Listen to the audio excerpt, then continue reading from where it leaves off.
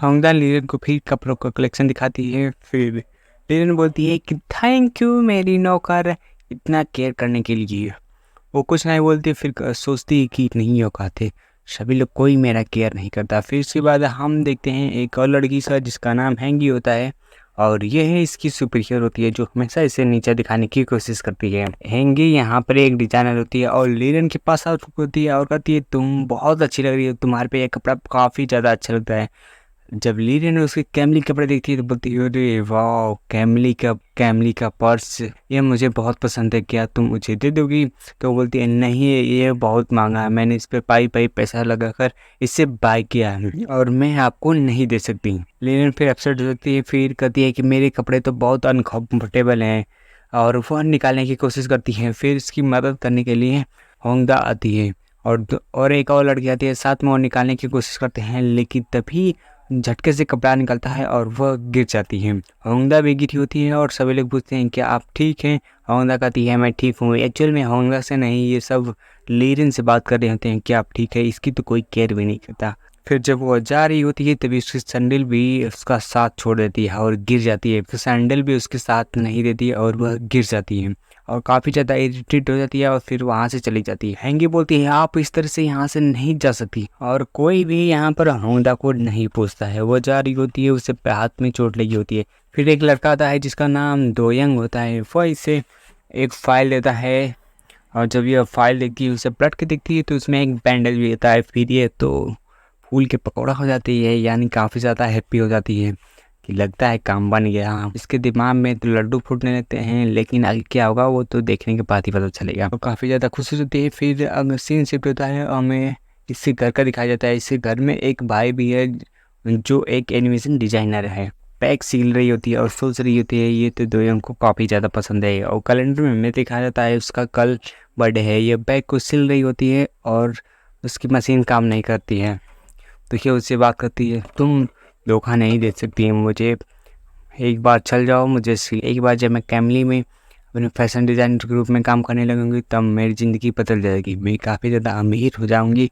और इसी तरह का अगर वो मशीन को दोबारा ट्राई करती है और वह मशीन चलने भी लगती है और सील कर वो फोटो इसका पोस्ट करती है सोशल मीडिया पर।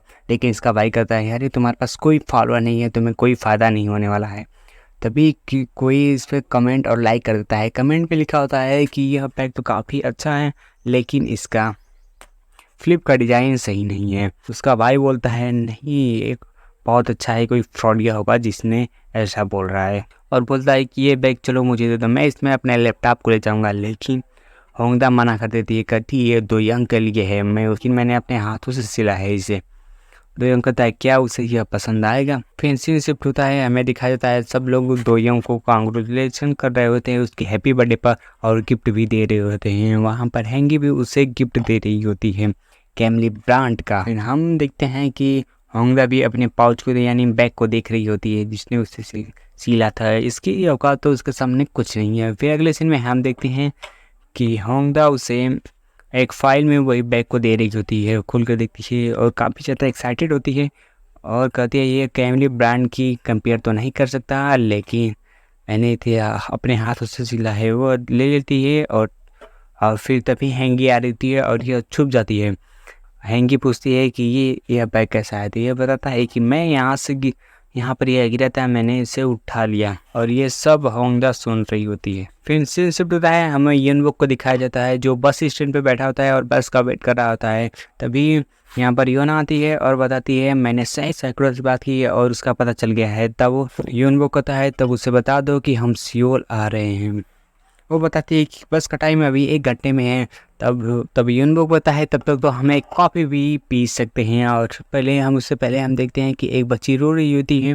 वह जाकर उसे एक अपने रुमाल देता है और बोलता है सबकी मदद करना चाहिए और तुम भी इसी तरह बनना। फिर कॉफ़ी सब पर आते हैं और कॉफ़ी ऑर्डर करते हैं, लेकिन वहाँ की वेटर होती है, वो बोलती है कि वहाँ पर मच्छी लगी है, आप जाकर वहाँ से ऑर्डर कर लीजिए।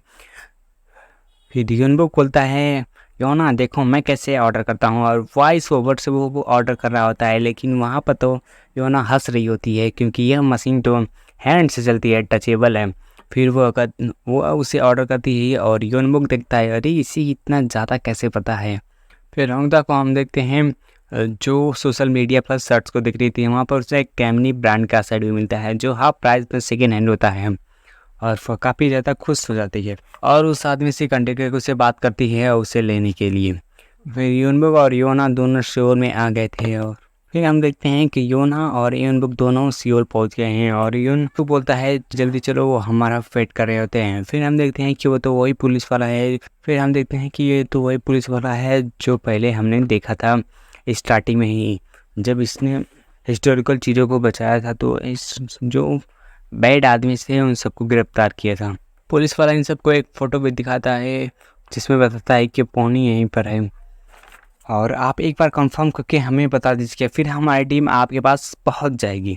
और ये सभी लोग क्लब के पास आते हैं और कोई नहीं बुला रहा होता है। तो यहाँ पर यूनबुक बोलता है कि देखो, लगता है हम सेंसुक विलेज से हैं, इसलिए हमारी काफ़ी ज़्यादा रेस्पेक्ट हो रही है। और वह आगे जा रहा होता है अंदर जाने के लिए, लेकिन योनो यहाँ से भागी होती है। वो आगे जाती है और वहाँ पर गार्ड उसे रोक लेता है और बोलता है कि आप अंदर नहीं जा सकते। उसे अपना कार्ड भी दिखाता है, लेकिन फिर भी उसे नहीं जाने देता है और बोलता है कि तुम्हारे ऐसे कपड़े हैं इसलिए तुम यहाँ पर नहीं जा सकते, कि बहुत अजीब लग रहे हैं। तभी योना आती है और ये तो कपड़े भी चेंज कर लिए यार, और कहती है तुमने ऐसे कैसे कपड़े पहन लिए हैं। वो कहती है कि मुझे उस चोर को पकड़ने के जितनी बार भी कपड़े चेंज करे पड़ेंगे, 100 बार भी, तभी मैं अपने कपड़े चेंज करूंगी। फिर वो अंदर चली जाती है और ये सारी बोर को वापस आने लगता है क्योंकि यह लाइन इतनी बड़ी है, ये पहले ही चले आया होता है। फिर हम होंगदा को देखते हैं जो दोयुंग को वो कैमरे का सेट दे रही थी, जो उसने अभी सोशल मीडिया से बाय किया होता है सेकेंड हैंड, लेकिन वो लेने से मना करता है। ये बोलती है कि तब मैं इसे फेंक दूं, तो कहता है नहीं मैं इसे ले लूँ, और बोलता है कि जब हम साथ होंगे तब मैं इस कपड़े को पहनूंगा। तो कहती है तब हम साथ में खाना खाएंगे। तो वो बोलता है मैं मॉम से बोल दे रहा हूँ कि मैं खाना के लिए। तो ये बोलता है क्या तुम घर पर फैमिली के साथ खाने वाले थे, तो ठीक है, आज तुम्हारा बर्थडे है तो मैं तुम्हें जाने दे रही, लेकिन आके ऐसा नहीं होगा। और वह चला जाता है वहाँ से। फिर अगले सीन में हम देखते हैं दोनों भाई और बहन एक महंगे रेस्टोरेंट में खाने के लिए होते हैं जिसका नाम सेओसंग ग्वान होता है, और वहाँ पर एक जो मैनेजर जो सर्व कर रहा होता है और उसे बता भी रहा होता है ये खाना काफ़ी ज़्यादा टेस्टी है, और दोनों खाकर खुश भी हो जाते हैं, काफ़ी ज़्यादा खाना टेस्टी भी होता है। यूनबुक को देखते हैं तभी वहाँ पर योना आती है और बोलती है मैं उस क्लब में गई थी और सब बहुत से लोग को दिए, वहाँ पर कुछ भी अजीब नहीं था, लेकिन मैं वीआईपी रूम में नहीं जा सकी क्योंकि वहाँ के लोग अलग थे, हमें जाने के लिए उन सब की तरह बनना होगा। तो यहाँ पर यूनबुक बोलता है मैं उन सब की तरह बनूंगा, और योना बोलती है कि मुझे आपके लिए रहने के लिए जगह की व्यवस्था करनी होगी।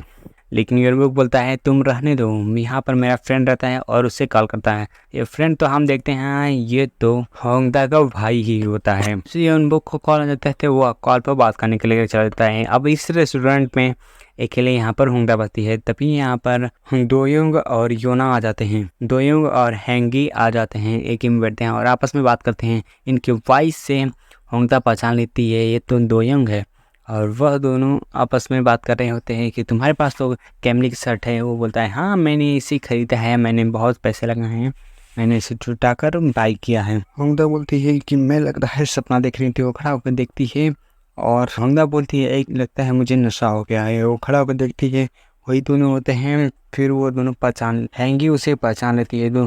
फिर वहाँ से दोयंग उसे ले जाने लगता है। फिर आती है कान में बताती है कि किसी से बचाना नहीं, हम दोनों डेट कर रहे हैं। बाहर चल जाते हैं, तभी पीछे से होंगदा भी आ जाती है। जब दोनों बाहर आते हैं तभी पीछे से होंगदा भी आती है और उसका कॉलर पकड़ लेती है, कहती है मेरी शर्ट वापस करो, तुमने मुझे धोखा दिया, मेरी शर्ट वापस करो। हैंगी बोलती है ये क्या बोल रही है। तो दोयोंग यहाँ पर बुलवाने के लिए बोलता है कि ये तो नशे में है, काफ़ी ज़्यादा चढ़ा ली है, चलो हम लोग चलते हैं यहाँ से।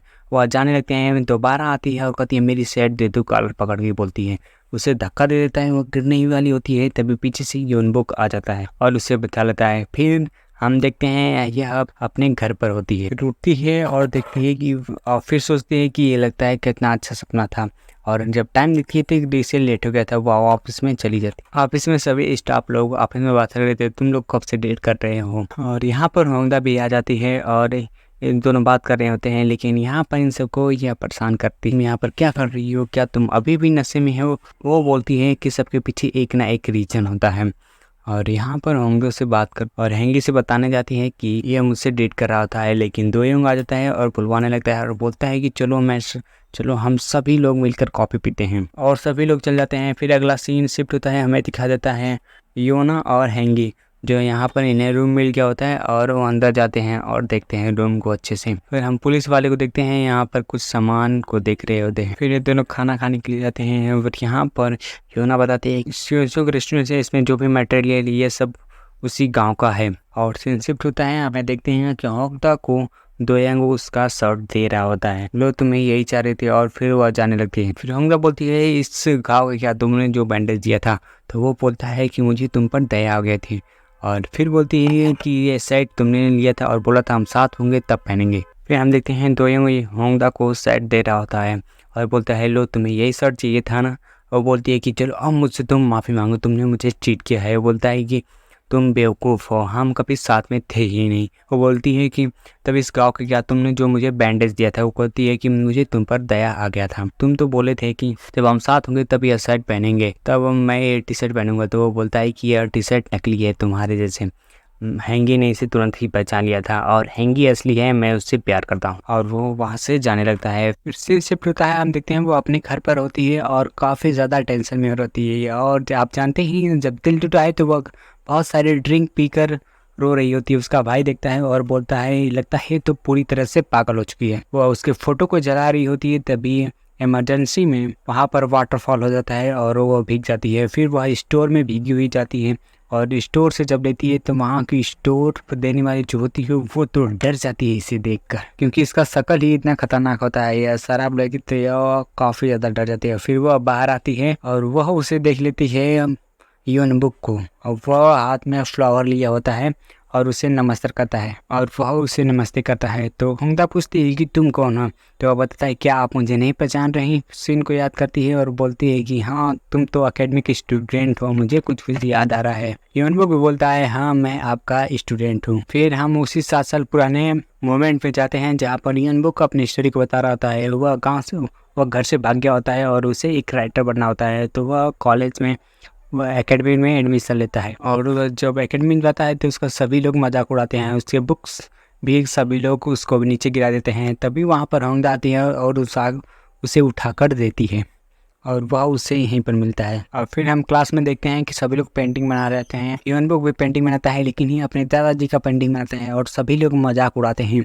और तब यहाँ पर आगे तो अलग होना कोई भी बुरी बात नहीं है, तुम अच्छे हो, तुम जैसे हो उसी तरह अच्छे हो। तो योनबुक भी बोलता है आप उसी मोमेंट में मेरी मदद की थी जिसमें कोई मेरी मदद नहीं किया था, सबसे लोवेस्ट मोमेंट में आपने मेरी हेल्प की थी। और वो फूल देता है और कहता है मेरे दोस्त ने मुझे बताया था कि आप यहाँ पर मिली थी, और हाँ मुझे माफ़ कर दीजिए, मुझे स्टूडेंट के रूप में हर साल आपको यह फूल देना चाहिए था इस तरह का।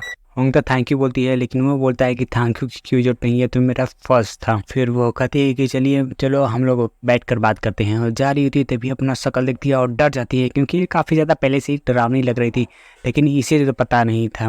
वह गिरने ही वाली होती है, तभी यहाँ पर इससे योनबुक बचा लेता है। और फिर वह मोमेंट को याद करती है जब रेस्टोरेंट के बाहर वह गिर रही होती है, यानी कि दोयोंग उसे धक्का दिया होता है। उसके अंदर उस सेट को देख रही होती है और कहती है कि तुम ही थे जो रेस्टोरेंट के पास मुझे बचाया था। फिर वो बैठ कर रो रही होती है और बहुत ज़्यादा रो रही होती है। और योनबुक बोलता है कि मैं आपके चुप होने के लिए क्या कर सकता हूँ। तो वो बोलती है तुम मेरे लिए और फूल खरीदो। और यहीं पर हमारा एपिसोड ख़त्म हो जाता है। तो अब अगला एपिसोड में देखेंगे कि क्या होता है।